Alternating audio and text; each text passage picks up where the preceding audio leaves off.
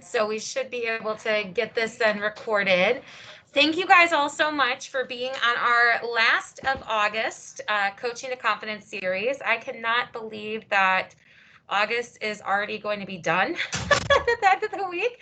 It is already almost September, which is insane. So after today's meeting, I'll be sending out all of September's Coaching to Confidence calendar invites. There's going to be 5 in September because there's 5 Tuesdays there. So that's exciting.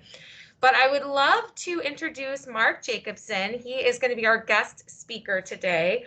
And he's going to talk to you all about the science of connecting with people and give you guys some real tips to walk away from today to boost your productivity and boost your business. There's still a lot of business to be had. We are actually in our busiest closing week ever as a company, as a local operating company. So that's huge and very exciting. And I want all of you guys to have closings in our next busiest week for the whole LOC. So listen to what Mark has to say. He's a wealth of knowledge. And Mark? Yeah, I'm here. I can hear you. You just kind of froze there a little bit. Can everybody hear me okay? Sorry. Yep, we can hear you. Wonderful, great. So listen, it's great to be here in obviously an unusual form, an unusual time. But one of the things that I wanted to share from our group to you guys is really the science of connection. As most of you know, about 6 years ago, I was making a right turn on red, and by the time I got to Northwestern, they gave me 50-50 to walk, or 50-50 to ever survive the surgery. And I was paralyzed for a year in bed. It took me another year to learn how to walk. But during that period of time, we really had two choices. I could just sit there and watch daytime TV, which didn't sound real good on high doses of pain medication, or I could, kind of work on something else. And I was always really passionate about really understanding the science of connection, but never really had the time to do it, similar to what we're going through now. And I'd like to share 3 things with this group today that if you walked away with these 3 things, show of hands, would it be a great meeting? And the 3 things are this. What if all of a sudden, by the time we were done with this, I could show you the science of how to connect with people who would have never ever thought to deal with you? I could give you the 4 words that absolutely kill connection if you use it in sentences, and the 4 words that are between 10 and 50 times more powerful to create connection in a sentence. And what if all of a sudden we understood that fear not only kills potential, but what if I could give you the antidote to calm fear so that you can make the correct decision, not only for your clients, but also for yourself? So if the answers to these questions could be supportive to this group, I think you're going to have a great meeting, because we're going to answer all 3 of these. So anybody not thumbs up? I mean, I see a lot of like faces and stuff like that. Everybody good? We good with that? I get the high sign from Rachel, so we'll roll from there with it. And by the way, Rachel, I just like to publicly, congratulate you for being 30 under 30 in that magazine. What a great honor. I know nobody really has, the ability to go out and celebrate without getting arrested, but nonetheless, I would be remiss if I didn't say congratulations to that. So one of the things that I learned from my bed, rehabbing and learning how to walk again, was what was it that created science? What is the science that allows people to create connection? And if you go back in history, you go all the way back to Aristotle, who was really the founder of this, and he talked about connection having things being things in common with people. And that's kind of, if you take a look at all books on connection, I've read enough of them to see this over the last 5 years. You'll see that connection is very different when you get to the science of how the brain operates than what Aristotle talked about. And with all due respect to Aristotle, he really didn't have the ability to do MRIs on patients to see how things were. But the research, the neuroscience research in connection, if you understand it from a biological basis, is very different than what's been taught in the past. And that is, that this stuff gets passed down from generation to generation. So you hear words like, you got to do this and you got to do that. And, those things don't end typically well, because the more that someone tells you what to do, the less likely you are to do it. So I wanted to kind of step back for a second and really kind of give you our assessment having researched over 3,500 people in the process of this, and that connection is stating a belief and seeing who it connects with. It's the exact opposite of what people are told. And I'll repeat it again. Connection is stating a belief and seeing who it connects with. So an example of that, if we take a look at listing presentations, and I've been on over 100 listing presentations, and I'll throw an extra fourth thing inside here if you want to. I'll show you, how to start off a listing presentation, and I'll show you how to start off working with sellers in a presentation to eliminate that uncomfortable before the realtor's butt, for lack of a better example, hits the seat. What's the first question that's typically asked of a realtor in that situation? Any guesses at all? In a listing presentation? Come on, guys, this is kind of the participation part. It's going to have a lot of fun here. What is the first thing that typically you hear from a seller before you sit down in a chair when you're doing a listing presentation? Any guesses? What's this going to cost me? That's one of them. Excellent. What's the other one? How much is my home worth? You bet. Okay. And that becomes a very uncomfortable conversation before you've even gotten to the point. And so when I was getting back to work, I was on disability for 2 years, and I actually had, my assistant Myra, who would drive me around a location to not only do appointments, but also to go on listing presentations with realtors to kind of test these theories to see if in fact it would work. And it was always an uncomfortable situation watching this bantering back and forth. A realtor didn't want to say too high, and a realtor didn't want to say too low. And so it became almost uncomfortable. And all of a sudden, the realtor was totally taken out of the game.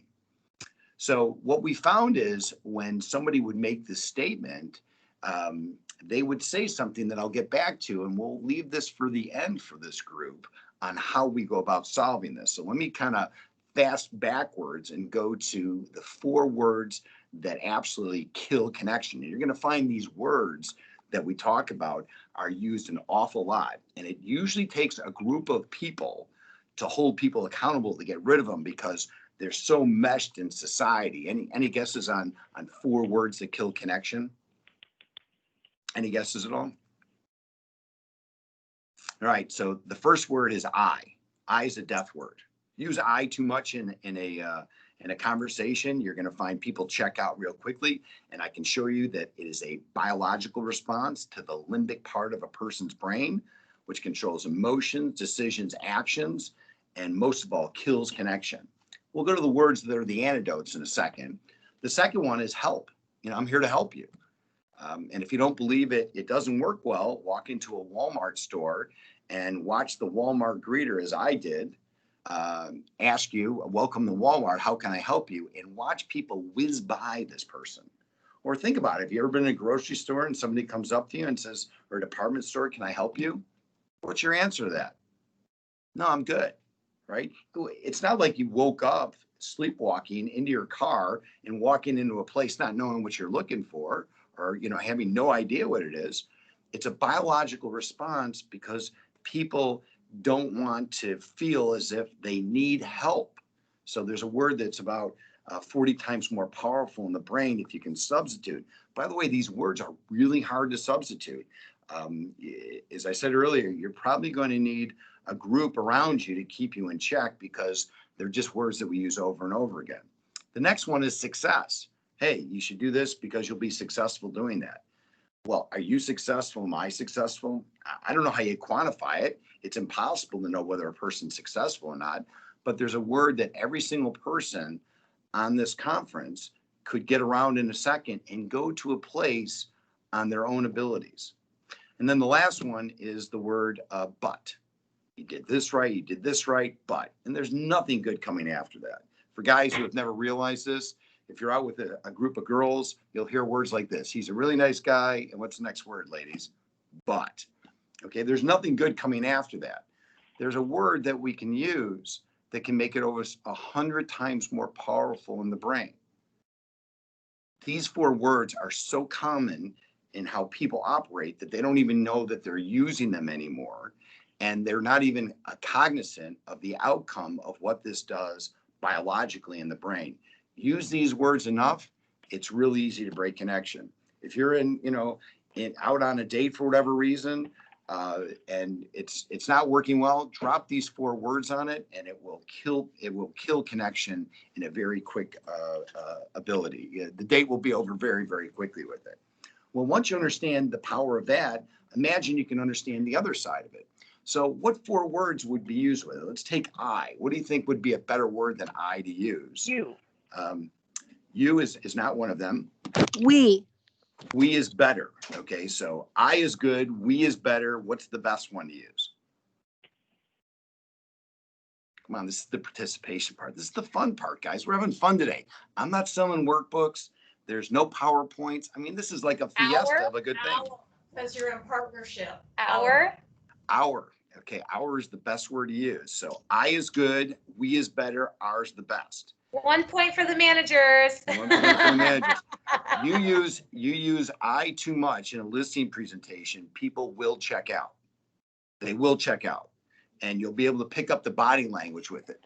We used to have a contest at one of our conferences when I used to be working for a company called AXA. There was the person who would get up on stage to accept the award, and the over-under bet was how many times would this person use the word I? And then what was the rating related to the rating of the speech from the audience? The more times a person used I, the lower the rating became. It's a biological response. There are times where you can't use our and then you can use we. But the more times you can talk about our vision of your home is, or we believe, is going to be far greater than I think your house is worth this. I is good, we's better, ours the best. Any questions about that at all? Because I want to go through these because, again, the 3 promises I made, you're going to walk out, and then I've got the bonus of how to go about doing the listing presentations and how to combat that before your you-know-what hits the seat. What's my house worth conversation, which typically puts people in a very defensive situation where all of a sudden you're really off the game in that scenario with it. Any questions about this part? All right, good. So the next one is help. So when I did the Walmart experiment, I just changed one simple word, and the guy at the Walmart greeter said, "What, you mean I only have to change this one word?" Yeah. I came back 3 days later, and his response rate went from 4% to 81%. 4% to 81% in a period of 3 days, with people not knowing any better walking through the store. What word do you think they injected with it? So anybody who's walked into Walmart knows it's welcome to Walmart. How can I help you? What word did I change to go from 4% to 81% of people asking the Walmart greeter to look for things? What do you think it was? What can I help you find? Okay. Help is a death word. So again, Service. very tough to get Assist. rid of. Assist. Assist. Still the same low category with that. Service. Welcome. sorry? Welcome. Doesn't do it there. So How put it can in a we sentence. help you? How about what are you looking to find today? Okay. So one word made the Walmart guy come back to me with this. And so I said to him, well, that's unbelievable. That's great. You've gone from 4% to 81% response rates. He goes, yeah, I got a problem. I go, what's your problem? He goes, now I got to know where all this stuff's at. That's funny. Come on, guys. What's the word? Welcome to Walmart. How can I support what you're looking for? Okay. Nobody wants help. Okay. The only people who want help are those who are drowning in Lake Michigan. Those people want help. Everybody else wants support. So help means that there's efficiency as far as the brain looks at it. Support means like no different than we all have friends, right? Hey, listen, I need you to support me on this, right? It's very different than if I say, listen, I need you to help me on this versus I need you to support me on this. They're 2 different frequencies, and the brain operates at completely different levels. Think about how many times in a listing presentation I've heard the word I and help in my 100 listing presentations. It's in the hundreds. And all it does is kill connection. So Our goal to look at this isn't to connect with everybody that can use our services. Our goal should be to connect with people that believe in what we believe in. But if you and I don't know what we believe in, how the heck is the client going to figure it out? And so we celebrate this nonsense of sending out 10,000 mailers, 3 people respond, I get 1 listing for $1 million. Aren't I amazing? That's the end of the bell curve. What if all of a sudden, by the time we're done with this, we're able to connect with people who would have never ever thought to deal with us? What would we have to do in order to look at that? Because in this meeting today, we're going to look at outcome and we're going to work it backwards rather than forward into a listing presentation. We're going to look at it the exact opposite of the way that we're taught to do this. So those are the first 2. The next one is success. What do you think? What do you think a 40 times more powerful word would be than success? Achieve. Achieve. Okay. Any other options?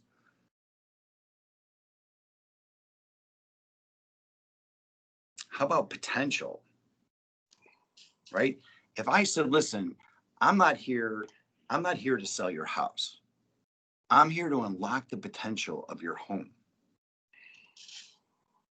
People are going to be curious and they're going to ask more because we're not telling them what to do. Every single person can get around potential. Hey, listen, I know you bought your house for 1.9 million.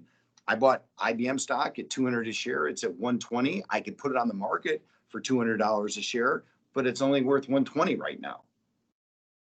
This is what the market does. If you don't want to sell that, if you want $2 million, we have to list the house in 2032. Today's 2020, obviously, right? Right, Rachel? Of course. So those are the things that we look at in this scenario. It's the words that create connection. Emotions are fine, but emotions need to support connection and not define it. So a death word would be using success. The right word is, I'm here to unlock the potential of your home. Every decision we make is going to support that. We're not going to do it. How many of you on this phone are fiduciaries? Every person on this phone is a fiduciary. You're all fiduciaries. How many of you tell your clients that you're fiduciaries? How many of your clients even understand what a fiduciary means? Think about this. Think about the concept. Do your clients actually know that you work in their best interest? Or are we just assuming they already understand these things? Connection is created by stating a belief system and seeing who it connects with. All these things that we talk about aren't going to create connection. They're simply going to support it. And that's the difference. Instead of saying you got to do this and you got to do that, what I'm saying is that we're going to look at the outcome in mind, which is the listing, and then work it backwards. And the way to operate that is by operating on a frequency that allows the brain to connect using science, biology, and data. Questions about any of that so far? No questions at all? All right, have fun. All right, let's go to the last one, but. So I did a review in one of the companies that I'm part of, and the person did really well on the score. I think they got 99 out of 100. And we said, you got 99. And I said, you did this right. But, you and Lisa just didn't get along well. And I incinerated 20 minutes of my life going back and forth with using the word but, because there's nothing good coming after it, and it becomes confrontational. I could have changed that by adding one simple word. What do you think it was to be 100 times more powerful in the brain? What do you think it would be? And is right. It is hard. It is hard to do it. It's very hard to do it. You did this right. You did this right. And if you and Lisa could figure out your stuff together, you're going to get 100 next year. Good luck to you. Right? All of a sudden, everything changes. These 4 simple words are what we find in our analysis are the single biggest reason that people don't connect. Or that people, when you walk out of there, go, you know what? I'm just not getting a good vibe out of this. Because emotions create decisions, decisions create actions, and actions create results. And the only way that happens is by using biology to connect with the brain. When's the last time that you ever heard sales and neuroscience used in the same sentence? Never. Because nobody's ever talked about it. Why don't they talk about it? Because it's not part of what's been done over the last 50 years. This is new cutting edge stuff. And if you jump on board with it, I think you'll find amazing results by just changing these 4 words inside there. Questions about that before we go on to the next part? You guys like it so far? What if you use the word however? Is that the same as but? You might as well use but. Yeah. You might as well use but. Also. Also, yeah, you can. All you got to do is go but to and you'll just love the results of it. It's a beautiful thing to watch. It really is. Sounds good. Thanks, Mark. Thank you. Other questions at all? I like the word success, but I mean, I like potential, but you think success is negative. Well, look at you just used the word but a second ago, right? You probably didn't even realize it. How exciting, you know? Here's what I would say. The science says that success is a word that no brain can get around. Nobody can get around success. But one of the greatest things that my grandma ever taught me is she used to say unsolicited opinions are considered criticism in the brain, perceived with extreme caution. Think about it. If we do this, you're successful. You're telling somebody what to do. And if you say, listen, my job is to unlock your potential. That being said, what does that look like to you? It's a completely different conversation with it. And again, I expect you guys to buck against the grain. I expect to be shot at with this data. But the science behind it is 100% on it. I like the idea. Success sounds more like a destination or an end, or potential is more of an action. Yeah, think about your potential in 3rd grade versus today. Hopefully it's better. Mine's not, but most people it is, right? It's better than they were in 3rd grade. But potential is one of those growing things. And what's more important to a person in connection than growth?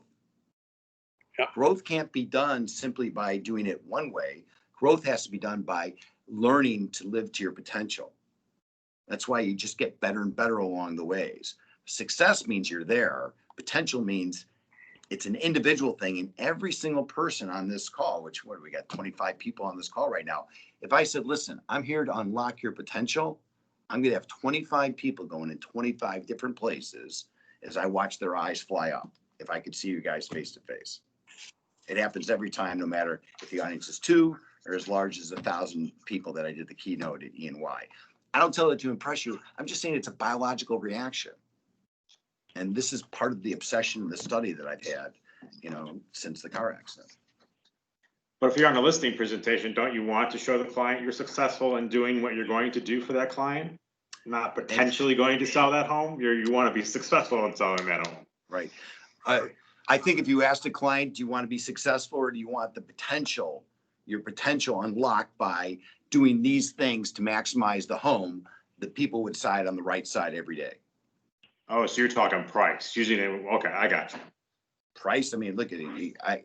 You're probably answering your own question with it, but I love the back and forth with it. If our job is to unlock the potential of the house, the green family room probably got to go, right? These are the kind of things that we look at. And if we're looking to unlock the potential, then everybody can get around the outcome that they're looking for. Hey, listen, honey, they said that our job is to unlock the potential and the green is holding us back. Let's get the whole house painted so people look as if it's brand new, moved in, and they don't have to do anything. They're going to pay up in that cost. That's how we unlock the potential of it. And again, by the way, we're a fiduciary, which means every decision's in your best interest. I don't care if you do any of this stuff. I just care you evaluate it to unlock the potential of this home. Do you see the difference in the messaging? Mark, I think you also said you could use achieve. So you could say achieve your potential. I would try to stay away from achieve because it's a verb of which it's almost achieving. I just find unlocking allows the brain to expand, whereas achieving kind of narrows it. And again, I hate to like nitpick certain words, but if it's a difference between you getting the listing or not, I'd rather take the heat on this than have you ever miss a listing. Okay, no, I'm clear now. I thought you said achieve was a word we could use too, but unlocking is far more powerful. Yeah, unlocking. Thank you. No, great, thank you. Other questions at all? Mark, yes. This is Rachel. Does this apply to writing as well? So in our emails, in our listing presentations where there are like words and things like that, should we be cognizant of the kill words and the 4 antidotes for them? Yeah, I would highly suggest it. I think it's really important to do it not only verbally, but also written. As you know, there's 3 different generations in the marketplace today, or actually 4, and they all operate on 3 different frequencies, visual, auditory, and kinesthetic. And some people are hybrids of them. So, you know, I watched listing presentations where the husband was highly visual and the wife was highly auditory. And unless the agent can figure out how to bounce back and forth with communicating with both of them, they're going to lose one in the process of it. So I think it's really important to make sure that you understand your audience with it. And body language is certainly one of those supportive things. But when someone says you got to learn body language, you should only learn body language if it supports unlocking your own personal potential of connecting with people. And then you make your own decisions with it. Because Grandma's 3rd rule of law is unsolicited opinions just don't work. Telling somebody to do something doesn't make it work. Inspiring people to look at things differently in a greater outcome that both people believe in is going to get you the results that you're looking for. Unlocking the potential of your home or finding you the perfect home are 2 phrases that, if added with another antidote, can really unlock each person's potential here with connecting with people who would have never ever thought to deal with them. Other questions before we go to the next part? God, time flies when we're doing this. It's fun.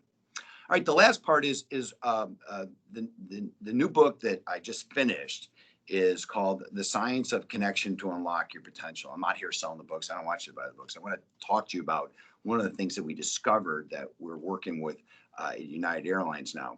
Imagine, as tough as it is selling real estate, and there's no question how difficult your job is in today's environment, especially with a lot of stuff, with not being able to read body languages, with masks on, with just all the factors that create agitation to what can be a complicated process of buying or selling a home.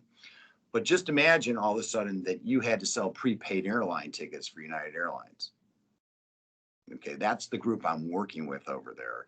And I asked for their last place person.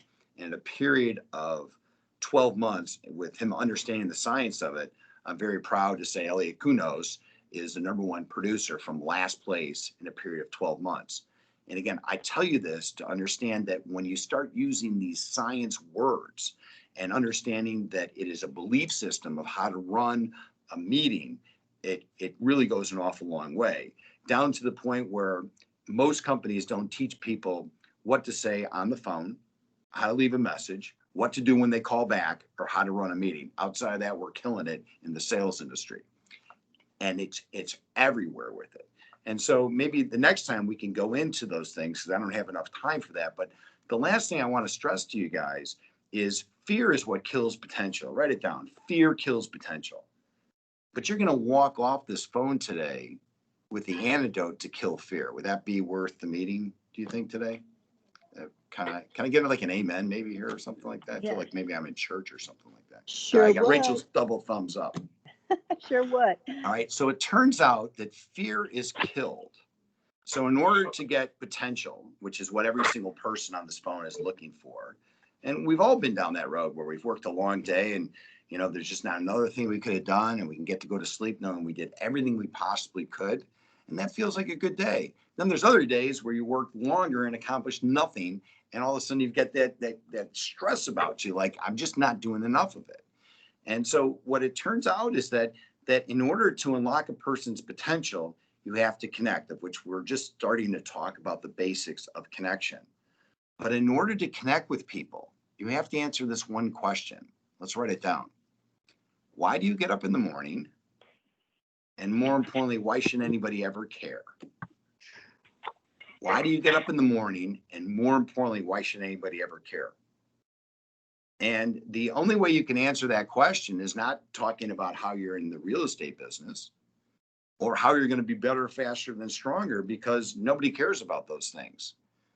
What it turns out is that people care. People understand why you care when you state why you're in business. So when I watched all these listing presentations, it just got to be horrific to watch this debate between highest price and lowest price, with the first question out of the person's mouth of, what is my house worth? And so I came up with this thing, and I think you'll find it to be really supportive the next time it comes out and allow you to create connection, is that the next time someone says, listen, what's my house worth? All I want you to do is say, listen, forget about that for a second. Let me tell you why I'm here. Our job is to make sure that you have a perfect transaction. That being said, Rachel, what does that look like to you? If you can be quiet long enough to hear the answer, every decision you make supports what their answer is, you're going to create connection. And believe it or not, it's just that simple. With reference to homes, there was a lady in the Glenview office, and I happened to meet her on a Friday afternoon about a year and a half ago. And she had taken somebody out for 50 showings on a house. And, you know, she was at her end. The client said, you know, I'm just not finding the home, and she's ready to quit the client. I said, well, you know, look, obviously today's a bad day. We can always reschedule it, but, you know, I'm working on some stuff, and I'd really like to talk to you about this. How many hours have you spent with this person? She goes, hundreds of hours. I said, well, bring the person in. She goes, Mark, didn't you hear me? I'm quitting. I'm not going to use her. I'm not showing her any more houses.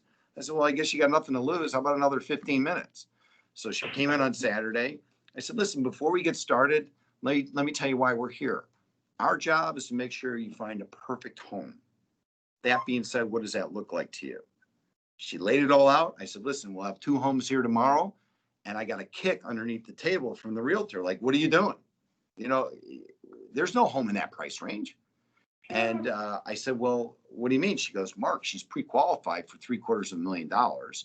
The house that she's looking for is $950,000.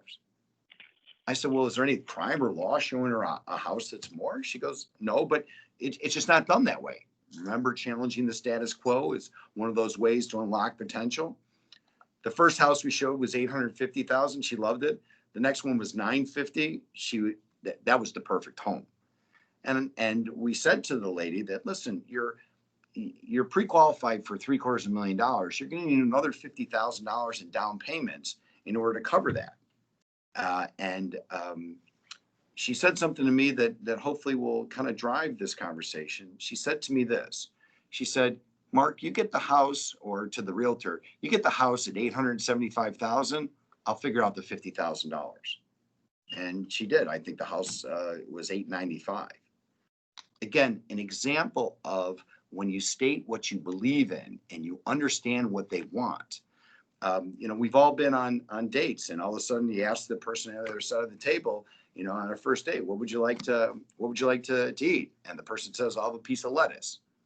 That's all you're going to eat on the first date? Piece of lettuce? Third day, triple cheeseburger, large fry, medium Coke, and a milkshake to wash the whole thing down. What's going on there? You're meeting the representative. And what I would say specifically to you is, what if all of a sudden you had the science now to uncover third date information on the first date? How powerful would that be? That's what this neuroscience does. And while I've only spent 35 minutes with you on this, I could spend easily another hour going through it. But this kind of hopefully just kind of whets your appetite, that if you like what I'm talking about, I'm more than happy to get back. You know, this is my 3rd decade working with Coldwell Banker. You know, it's a family to me. You know, I've been, you know, through 5 national presidents in 30 years, 30 plus years with it. So especially during this time when we're all, you know, striving to trade, we hear the word trying to create connection with people. I really want to dummy it down and give you the science of connection to see how we could go about best supporting it. But I'd be more than happy to take this as deep as the group would want to go in these areas, going all the way down to how to leave a message, what to do when they call back, and how to run a meeting, because the science and what happens in the street are 2 different things. And, you know, I've had lots of field trips, not only in the industry of the real estate, but also outside it. And it's consistent across all lines. It doesn't matter if it's Paychex, Nationwide, Prudential, E&Y, United Airlines, it's all the same. And I'd be happy to share this with, you know, anybody that wants to listen. Again, I'm not selling workbooks here. I don't, anything I make from speaking goes directly to charities that I do around the country. So I do this as a labor of love to give back and really to reach back and pull other people forward in this. So, it's my pleasure to be on the phone today and I'd like to open it up for questions or comments or just anything in general. Thank you so much, Mark. I very much appreciate it. If you guys, since there are actually quite a few of us on the call, if you guys could type your or raise your hand, that way we're not over speaking each other. Either put your question in the chat or raise your hand so we can call on you. But Mark, real quick, before we see any questions pop up, could you repeat the sentence during the listing agreement, right? So what's my house worth? And I think you said, forget about that for a second. Let me tell you why I'm here. What's that other part? So the way to kill fear, and what's my house worth is a fear question, right? It's a fear question. What's my house worth? It's fear. Is it too high? Is it too low? I've got this perception in my hair. Here's reality. How much fear do I want to take? So the way to kill fear is to state purpose. So when someone says, what's my house worth? Kindly say, listen, forget about that for a second. Pause. Let me tell you why I'm here. Our job is to make sure that we have the perfect transaction for you. Our job is to make sure that you have the perfect transaction. That being said, Rachel, what does that look like to you? You should see their eyes go up and to the right, which is accessing the limbic part of their brain. And if you can be quiet long enough to listen, you're going to see that you're getting third date information right out of their brain. Because we've all been out, there's that statement in this business that buyers are liars. And I think that the reason that we think buyers are liars is we're not using the science to get the real data. So we're chasing first date information when they actually want something completely different. And this is the beauty of when you understand the science of connection, how it actually does. And if things go well, hopefully I'm doing the TED Talk at ITT, Chicago or Naperville. So, I just can't wait to get that microphone, but I'm not going to do it on an audience because, so Thank you. I definitely like the audience here. Curtis, you are Yes. up. What's your question? Hey there, Mr. Mark. Thank you so much. Great Hey, information, Curtis, how are you? great verbiage. Yeah, you're a great inspiration to all of us, Curtis, by the way. I'm a big fan of yours. I think I have been shooting myself in the foot because I tell potential clients that we're not going to find a perfect home. We're not going to have a perfect transaction because I want to set expectations like we're going to come up with problems and we're going to get around them, through them, or over them. But my job is to coordinate and direct the process. But I kind of like your mindset is much more positive. Yeah, and I wouldn't beat yourself up because this stuff has been professed. If I go back to the books, and I went back to a book that was written in 1906 called How to Sell More Life Insurance, that same nonsense that you're repeating is in this book from 1906, which means it was probably made in the 1800s before there was even lamps or light bulbs or TV or internet or any of that stuff. I would say that the science would say that the concept of perfection, Curtis, is more important than achieving it. If you're shooting for the sun and you end up at Mars, it's far better off than staying on Earth. And it's that perception. The beauty of that perception is it requires you to hold yourself to accountability that you probably never even wanted to hold yourself to. And it just raises your game in the process of it. Nice. Look at things in the opposite from their eyes. I have Curtis sitting across from me talking to me about a perfect transaction, right? And now it's up to you to figure out ways to support it. And a perfect transaction means that, hey, listen, mow your lawn, okay? It looks like a forest out there. We need curbside. This is how we're going to unlock the potential of your home to support a perfect transaction. Yep. Set them high and watch what happens. You'll connect with much more people. And my goal isn't to have you connect on the end of the FSBOs or the people that are your friends that you just walk in there and they sign the form. Our goal, our potential is going to be released when we start connecting with people who would have never, ever thought to use Curtis. And I think all of us can get around that. Yeah. Great question. Good question there. Other questions at all? Mark, that's such a great point, and Curtis too. I think, we had our cold calling one last week, our Coaching to Confidence series, and I think this is such great dialogue and coaching to start applying to some of those scripts that I sent you guys, or even just like rewatch the recorded video of that and now start implementing this, because I had no idea about these kill words, but this is very exciting when you talk about going out there and getting business. Now, like Mark just said, there's always going to be clients that you have in the bag, right? Like your best friends, maybe your family, but those are also the people you're looking to refer you business. And those are lukewarm leads, and everybody knows a realtor, right? So implementing this in your dialogue, especially when you're even asking for referrals, right? I used to say, hey, I need your help. Can you guys give me some referrals? And now instead it can be, I need your support of my business. I would love it if you could send me some referrals, things like that. So I think this is awesome. Thank you so much, Mark. This is great. And you guys can start implementing this right away in your cold calls, in your prospecting calls, in your emails. We're going to have farm phobia next week. So you can think about having these words implemented in your postcards. Like Mark said, right? You could spend hundreds of dollars on postcards and maybe get one listing, which is still not too terrible. But if you could start implementing this into your farming techniques and your cold calling techniques, are you going to capture a higher amount of buyers and sellers wanting to work with you? So I think that's give people what they never thought to ask for. That's exactly. Watch what happens with that. You'll love the outcome of it. I think that's awesome. Does anybody else have any other questions for Mark?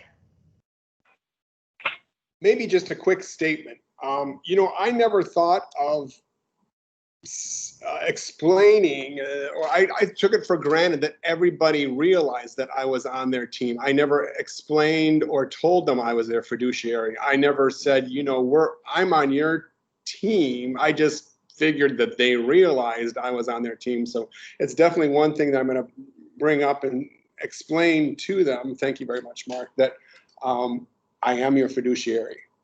Yeah, I could get into what my grandmother would say with reference to assumptions, but I'm sure you all can figure it out. Well, and Curtis and Mark, that's honestly a very good point. And this is one of the things that I try to pitch, especially to our newer agents, when we talk about buyer representation agreements. The amount of agents that tell me, oh my gosh, I don't want to ask for this. They ask too many questions. Buyers don't like being locked into it. Think about your why.